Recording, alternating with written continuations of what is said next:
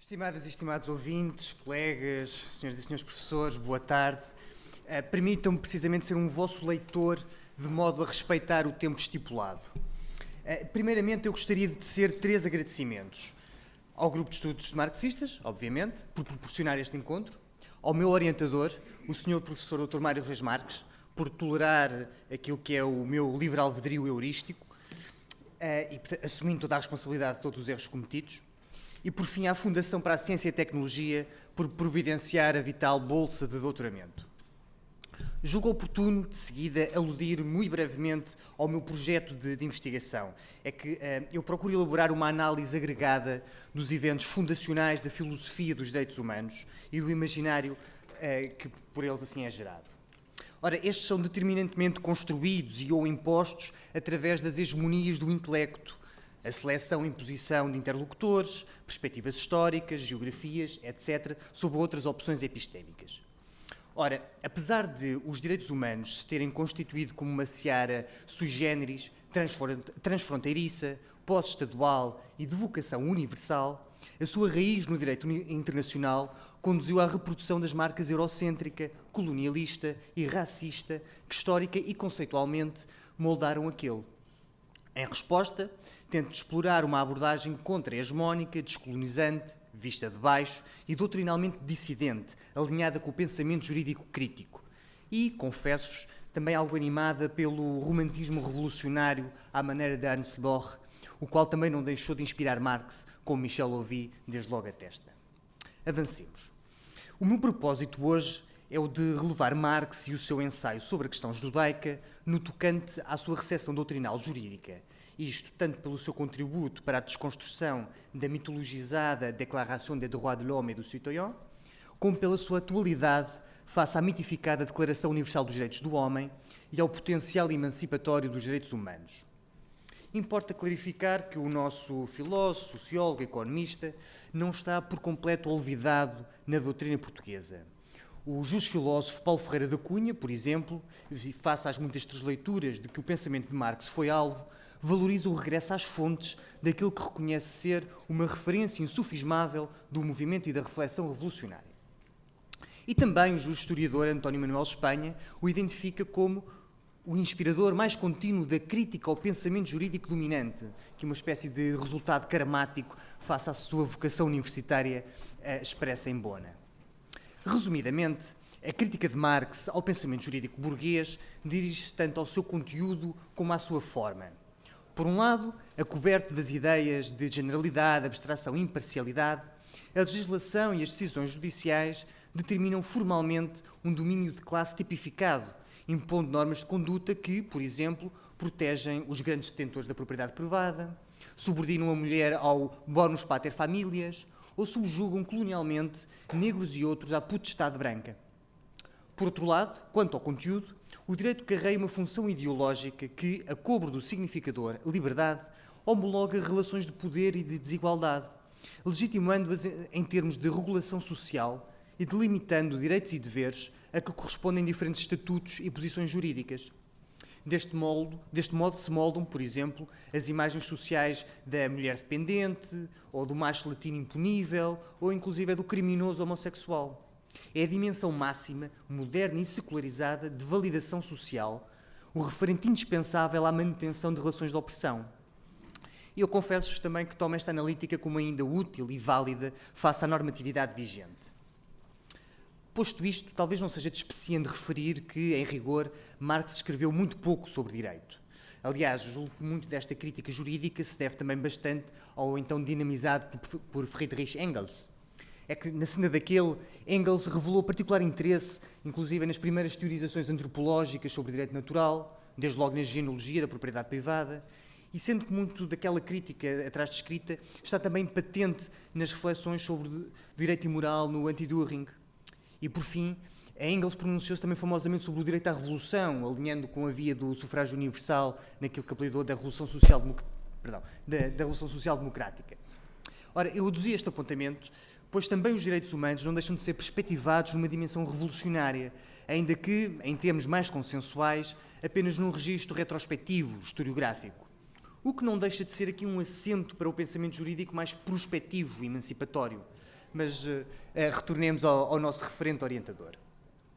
É que, no tocante à recepção da crítica jurídica de Marx, e dado que ele propositadamente não foi construtivo sobre os modelos a devir, ficou aberta a porta para várias possibilidades hermenêuticas e vias de concretização da ideia original. Assistiu-se, por exemplo, à elaboração de um direito proletário no RSS e a abordagens metodológicas dissidentes, como o italiano uso alternativo do direito. Hoje em dia, e particularmente influenciados pela Escola de Frankfurt e pela New Left, vigoram os estudos críticos do direito, mais conhecidos como Critical Legal Studies, porque inaugurados nos Estados Unidos em 1977. E esta é a corrente com a qual eu me encontro alinhado. Brevitatis causa, caracterizarei este movimento citando a inspirada súmula de António Espanha. O que a Escola Crítica do Direito propõe é mais do que substituir uma opinião doutrinal por outra. É, mais radicalmente, substituir as regras da prática e do discurso jurídicos, admitir que outro tipo de pessoas possam participar no diálogo académico e jurisprudencial dos juristas, utilizar outros tipos de factos como relevantes, falar uma outra linguagem e, sobretudo, admitir que o direito é um saber controverso, cujas escolhas representam também opções de ideologia e de política. Este prolífico movimento destaca-se também por sugerir diferentes referentes teoréticos e pedagogias, com o propósito de reformar radicalmente o sistema de ensino do direito. Dos seus membros fundadores, destaca-se Duncan Kennedy e o seu icónico ensaio Legal Education and the Reproduction of Hierarchy, de 1983, cujo formato panfletário levou a que ficasse sintomaticamente conhecido como o seu pequeno livro vermelho.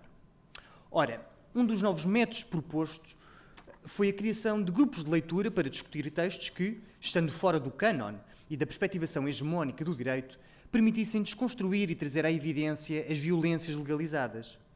Do punhado de pequenas obras então sugeridas, o único texto marxista é precisamente este sobre a questão judaica, doravante se assumindo como incontornável em todos os Critical Legal Studies.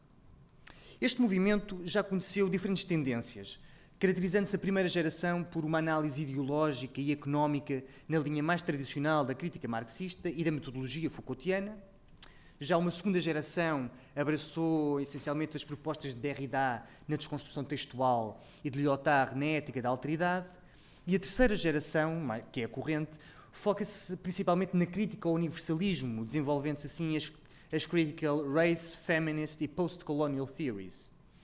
Pelo que também o direito internacional foi alvo de algumas teorizações na senda da crítica jurídica marxista, gerando-se mesmo um new stream of international law, que, sendo maioritariamente focado na crítica do conteúdo ideológica, há aqui também lugar para a crítica na forma do direito internacional, inclusive no seguimento do já avançado pelo jurista bolchevique Pachucanis.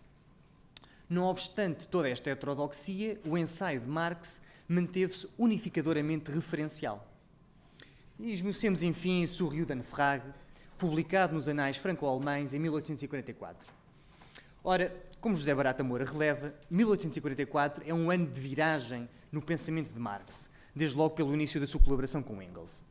Será após a publicação de dois ensaios onde aborda a questão da juridicidade, aquele que aqui analisamos e também a crítica à filosofia do direito de Hegel, que Marx ficará convencido de que a anatomia da sociedade burguesa é de procurar na economia política, a área que então doravante se dedicará. Interessa-nos, pois, e perdoe-me aqui o recurso à categoria, interessa-nos esta fase do jovem Marx, a qual é de facto eminentemente filosófica. Advirta-se, no entanto, que, sobre a questão judaica, visa criticar a obra homónima de 1843 do teólogo e filósofo alemão Bruno Bauer. Ora, este reduz tal problemática a um topos religioso, ignorando a estruturante dimensão social e política da questão, pelo que a intenção principal de Marx não é a crítica do direito qua tale.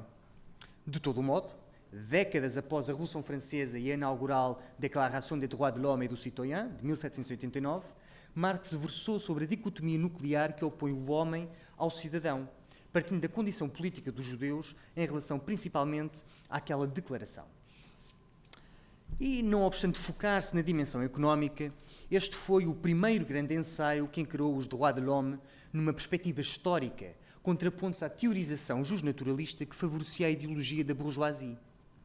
Apesar da abordagem hegemónica ao evento e aos textos franceses moralmente o desconsiderarem, a primeira fase desta revolução, de 1789 a 1792, que visou a instauração de uma monarquia constitucional e do qual a Déclaration é o programa jurídico, está aqui consagrada uma ordenação biopolítica indubitável. É que não há igualdade ou liberdade universais. Segregam-se propositadamente da nova esfera da cidadania os pobres, as mulheres, os judeus e os escravos.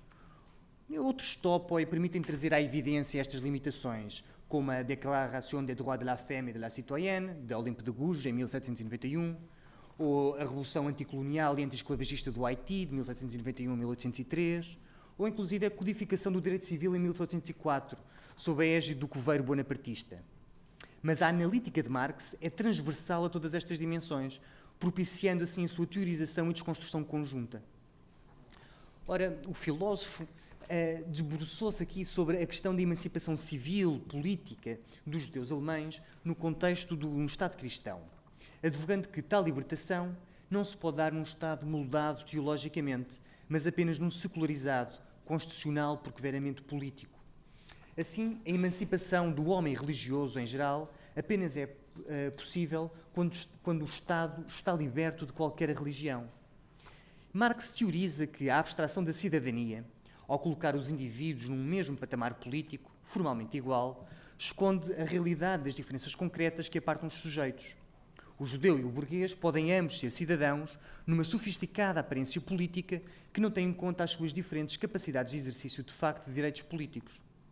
Reconhecendo que a emancipação política é indubitavelmente um progresso assinalável, visto a relegar as confissões religiosas para o foro privado, Marx alerta para o facto de não ser de modo algum a forma final de emancipação humana, mas apenas um tipo de libertação na quadratura social de então.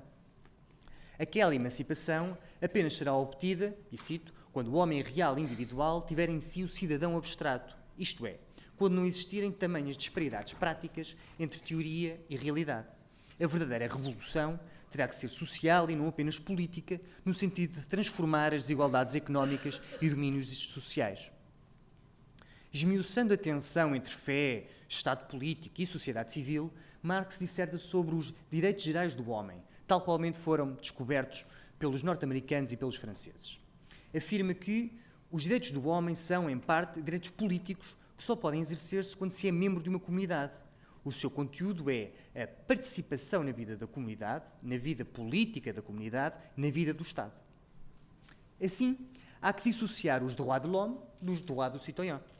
Por exemplo, o privilégio da fé e o direito de ser religioso estão expressamente reconhecidos como um direito universal do homem, estando garantido o direito de praticar a religião escolhida tanto no ordenamento estadunidense como no francês.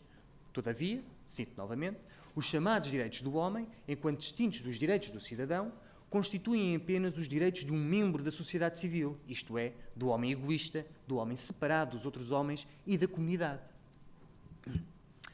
Portanto, partindo da Déclaration, ficou estatuído que esses direitos do homem cidadão são a igualdade, a liberdade, a segurança e a propriedade. Mas uma rápida ponderação revela que é o ideário burguês que se apresenta universalizado. A igualdade é entendida como o igual direito à liberdade, não possuindo assim um significado político realmente. Por seu lado, a liberdade é o direito de fazer tudo o que não cause dano aos outros. E assim, a liberdade, como direito do homem, não se funda nas relações entre homem e homem, mas antes na separação do homem a respeito do homem. É o direito de tal separação, o direito do indivíduo circunscrito, fechado em si mesmo. Pelo que a aplicação prática deste direito é, então, a propriedade privada, que consiste no direito de fruir da própria fortuna e de dela dispor como se quiser, sem atenção pelos outros homens, independentemente da sociedade. Sendo este o direito do interesse pessoal, a liberdade individual e a respectiva aplicação formam a base da sociedade civil. Leva cada homem a ver noutros homens não a realização, mas a limitação da sua própria liberdade. Por isso, a segurança constitui o supremo conceito social da sociedade civil, o conceito da polícia, pelo que o conceito de segurança não chega para elevar a sociedade civil acima do próprio egoísmo. A segurança surge antes como a garantia do seu egoísmo.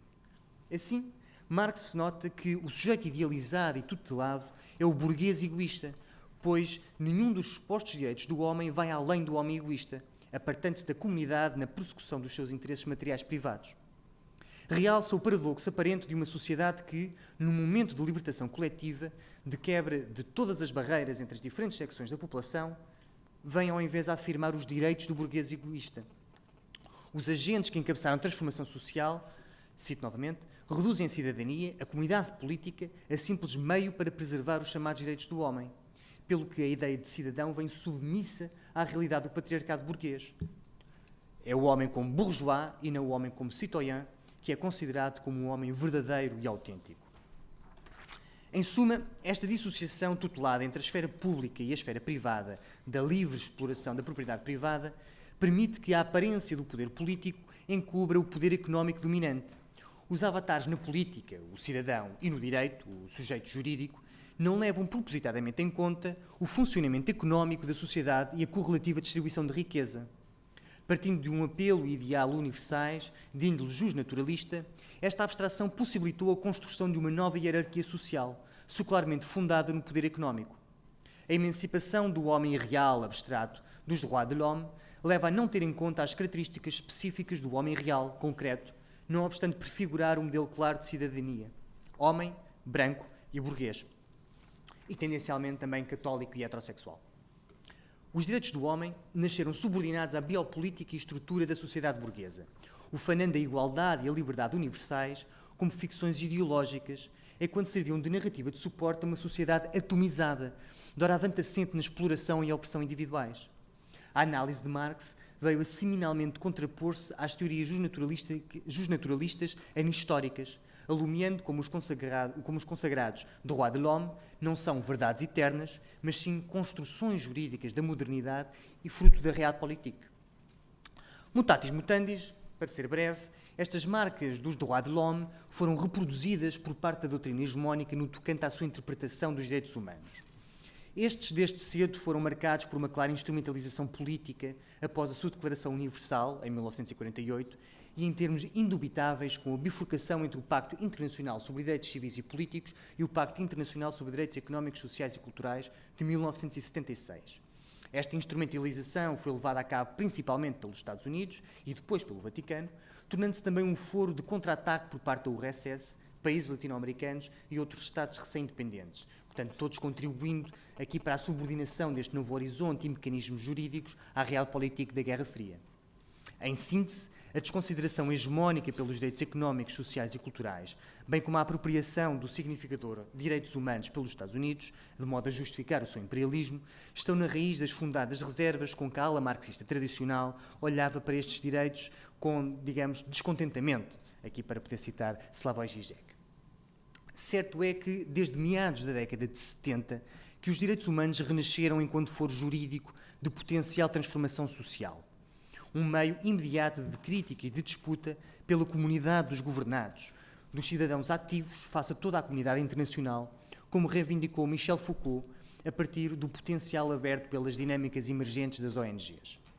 Ou seja, a sociedade civil retomou o poder político à escala internacional, ficando aberta à possibilidade de serzir a cisão entre o cidadão, o polites, o zoon politikon, e o ser humano.